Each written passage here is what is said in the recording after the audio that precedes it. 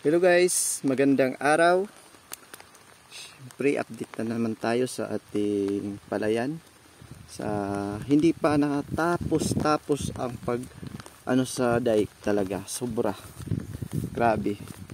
Tapos ngayon pa naman ay tawag diyan, medyo may ulan. So ito ang seed production ko mga ka-farm. So medyo naninilaw, pero laban lang tayo mga ka-farm. So yan, ang variety natin ay NSI CRC 436. So yan. So nasa panicol initiation na ito mga ka-farm. Nasa 47 days na to. So ito mga ka-farm, tingnan nyo, ganito ang status nya. So yan na. So medyo hindi masyado dahil sa dapog kasi itong mga ka-farm, hindi po masyado at ganito ang medyo may tawag dyan leaf streak. Tapos may ito mga ka-farm, ito ang sanhi ng leaf folder. Pinafold niya yung so, ito mga ka-farm, yung mga namumuti, yung nakikita nyo sa dahon, ay sanhi yan sa world maggot, yung langaw-langaw ba. Yan. Tapos yung iba ay mga kinainan or bakas yan ng mga iba't ibang pest. Ito. So ito na. So medyo may nakita tayong yan, yung lipstick, sign sa lipstick, pero hindi masyado marami. Doon sa isa kong 480, maraming lipstick doon mga ka-farm. Halos kasi yung 480 dito sa aming dahil sa yung panahon, nakasabay yung panahon na biglaan lang umulan, medyo malakas ang init sa tanghali. At saka ngayon ay oras ng alas 3, pero bigla ang umulan. So sinong makasurvive na tanim dyan? Siyempre maging weak sila or mai-stress. So yan, ganito ang status mga ka-farm. Halos dito ganito. Ito mga ka-farm, tingnan nyo, nanonotice to sa inyo kapag nakakita kayo ng ganito mga ka-farm, hindi lahat ng namumula yung dahon, naging orange yung dahon ay kita nyo sa layo, lipstick agad or sakit. Pero tingnan nyo ang pinaka ilalim mga ka-farm. Ay ang iba ay sanhi yan sa sa stem borer. Yan. Stem borer to na damage mga ka-farm. Ang tawag nito sa dahil pinatake ng stem borer sa tuwing vegetative stage, ang tawag dito ay dead heart. So punta tayo dito sa unahan mga ka-farm, or sa gitna, kasi alam nyo mga ka-farm, hindi ka farmer kung nasa dike ka lang dadaan, nasa dike ka lang dumaan, tingnan yung status ng palayan mo, yung bukiran mo. Kailangan pumunta ka sa gitna, kasi hindi lahat ng nakikita nyo sa, siyempre sa tawag dyan, hindi lahat ng nakikita nyo sa dike magkapariho doon sa gitna. So yun yung ko mga ka-farm, yung advice ko ay mas kung gusto nyo, kung maganda yung yield nyo, maganda ang anin nyo, dapat kailangang maraming apak yung mo, or tono ba sa Bisaya, yung palayan mo. Kasi hindi ibig sabihin na aapakan nyo lang yung palayan nyo.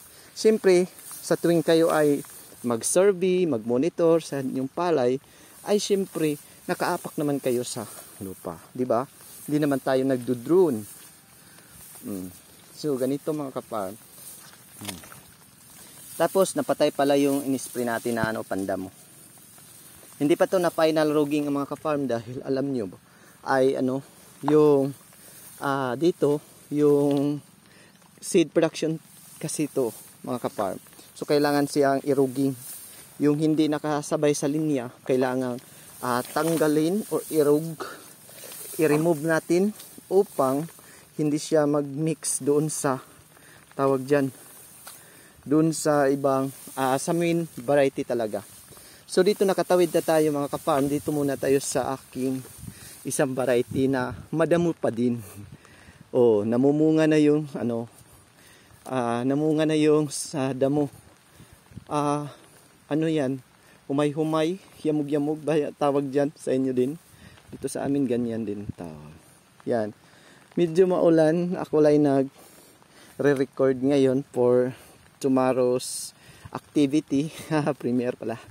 So, yun. Sadyang pinakita ko talaga to at ginawa ko to upang makita nyo rin.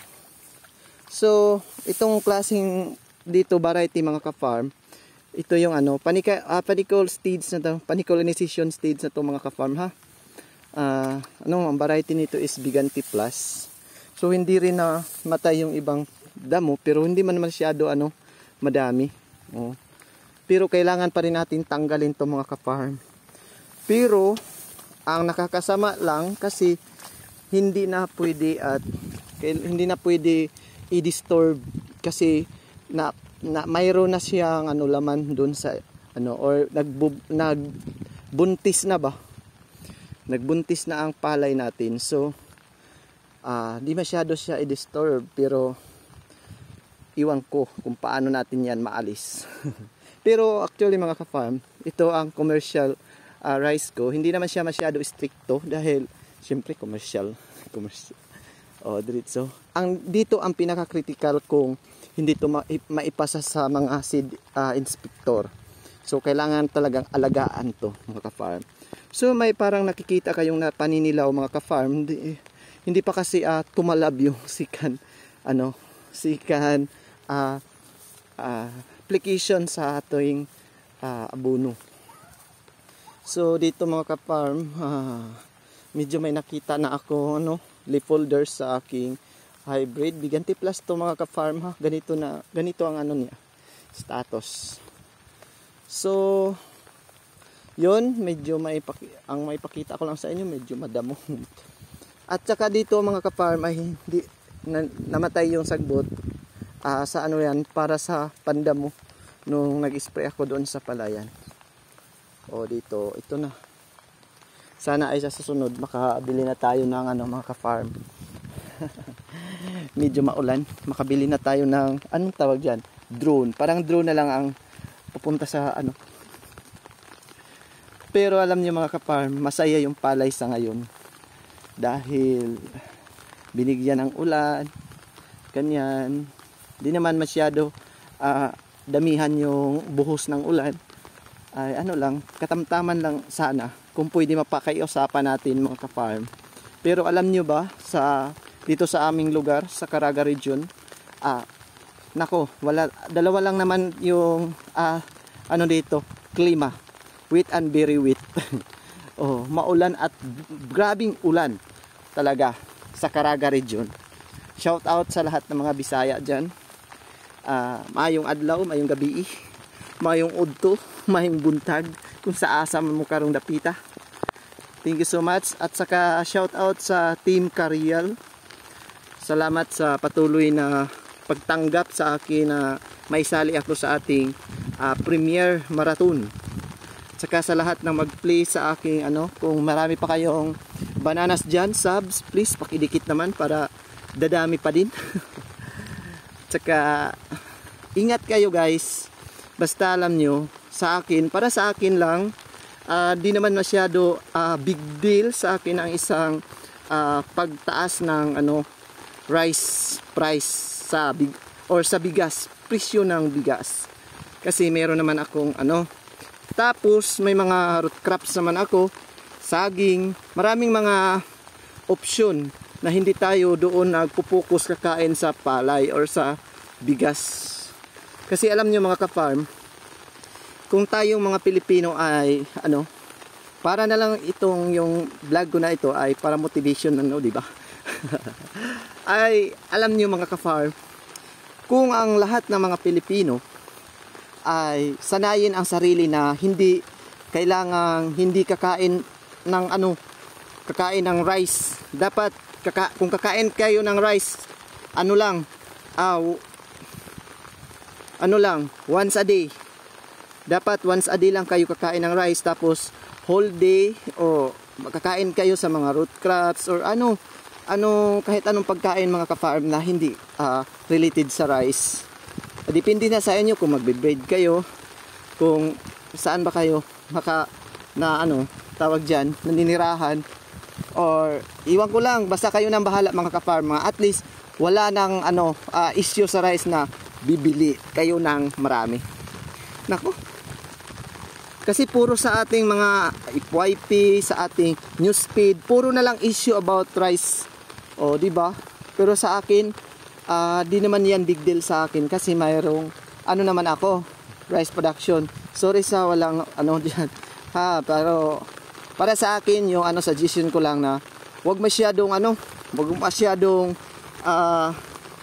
tawag diyan, yung dependent sa rice. Dapat kakain kayo ng mais, yung corn grits, o yun, para tapos mga root crops, yan, wag lang puro kain ng wag damihan. At alam nyo mga ka-farm, sigurado bababa din yan ang presyo ng palay kung or bababa rin yan ang presyo ng bigas. Pero sa amin, para sa mga rice farmers, sana ay aangat pa yung presyo sa mga fresh harvest na palay. Katulad namin, mga rice farmer, ay kailangan din namin na malaking kita. Dahil hindi naman lang sa rice kami nagsusupply, mayroon kaming fish pan, tapos mayroon pa kaming pangalawang fish pan na kailangan at dapat supplyan ng pagkain sa isda. Oo. Ganito lang mga ka-farm, DIY lang. Gawing integrated yung farm nyo. Kung mayroon kayong lupain dyan, yan, taniman nyo kung kahit ano-ano lang mga ka-farm, diba? Parang hindi naman kayo magutom at hindi maging big deal sa inyong issue ng pagmahal ng rice niyan. Diba? Naka-vlog ako dahil kahit maulan at lumakas pa si ulan, grabe. Tingnan nyo mga ka-farm, nandito na ako sa likodan. Pero pagkatapos nito ay papunta ako sa isang area ko na ay magtatanim ako ng kamote kahit maulan. Kasi maganda itanim yung maulan mga ka-farm. Hindi na mamatay na yung ating talbos. So, yun, ito yung bagong tanim ko dito mga ka-farm. Tingnan mo. Dito sa gilid ay mayroong luya. Tapos dito sa gilid naman ay mayroong tawag dyan, sibuyas. Tapos itong nabakante mga ka-farm, tinanggalan ko or ni-remove ko dahil ginawa kong planting material doon sa isang area ko. Aray. Yun lang mga ka-farm. Thank you so much for watching. Saka paki-like and subscribe naman dyan mga ka-farm. At saka patuloy pa rin ang ating suporta sa ating mga farmer and love farmer. Thank you so much guys. Bye-bye.